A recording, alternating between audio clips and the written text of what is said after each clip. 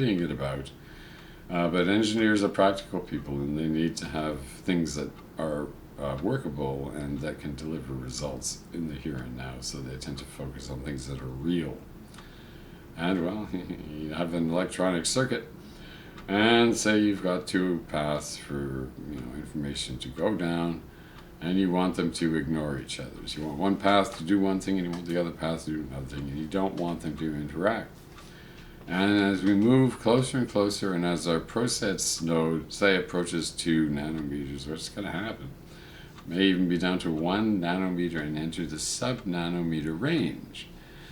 Which will probably happen too, because you can't stop these engineers that design these circuit boards from making them smaller and smaller and smaller. They're just getting smaller and smaller and smaller. And eventually they get so small that electron tunneling will be unavoidable.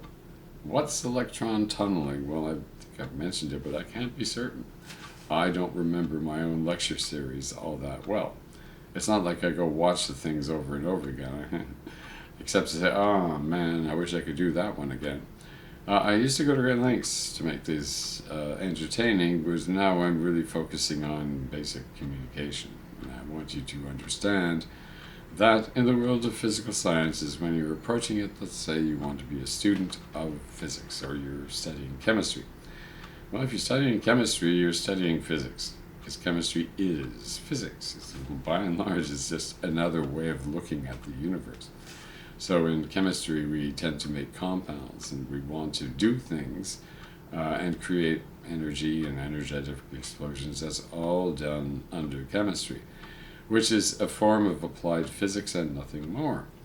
But it's where we get our periodic table of elements, and it's where we do our calculations to assess what there is that we can determine that we need to know. So we need to know more about this, we need to know more about that.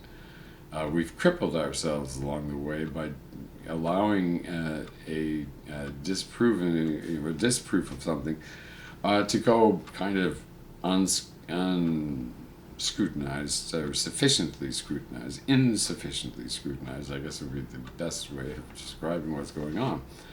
What does that mean, to be insufficiently scrutinized? Well, quite simply put, it means our analysis is sketchy. It's kind of irrelevant and incomplete. And maybe it's totally wrong, but basically using the tool set of theoretical physics for so long, and we're stubborn and we're set in our ways, and we just can't imagine the universe any way other than the way that it seems to be as what presents itself in front of us. So, physicists of the past were more imaginative, I guess, because, guys like Carl Sagan had opinions about the nature of the universe that, in retrospect, I don't think so. That's not going to happen, or that doesn't work that way, or I can't imagine that being that way. That's what theoretical physicists do, by the way. They look at other people's ideas and try to make sense of them and decide whether it's a valid idea or not. Because you've got to look under the hood of the car, so to speak, and you got to check the thing out. And that's a burden of responsibility for your average physicist who's practicing in the field.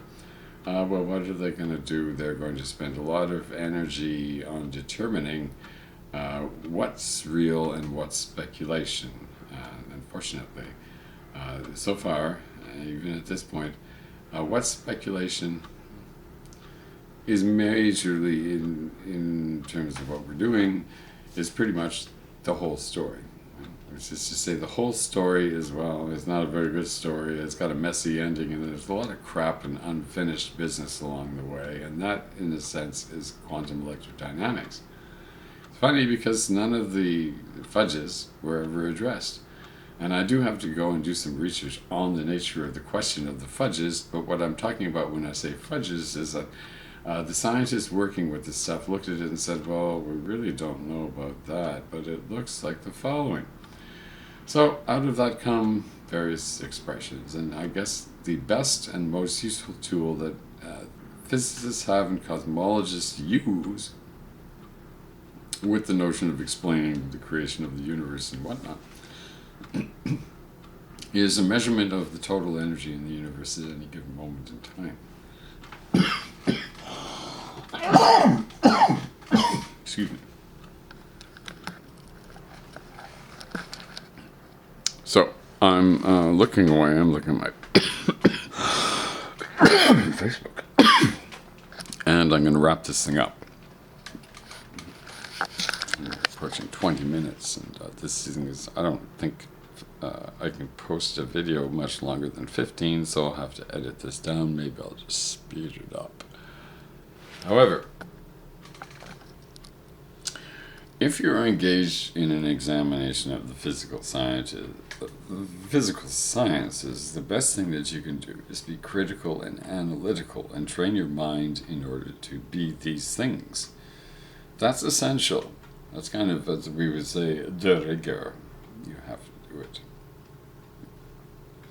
But don't be disabused, and don't be daunted, and don't be disappointed. Everything is ultimately knowable.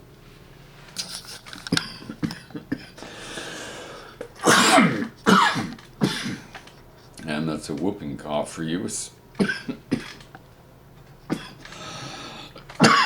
Perhaps it's indication.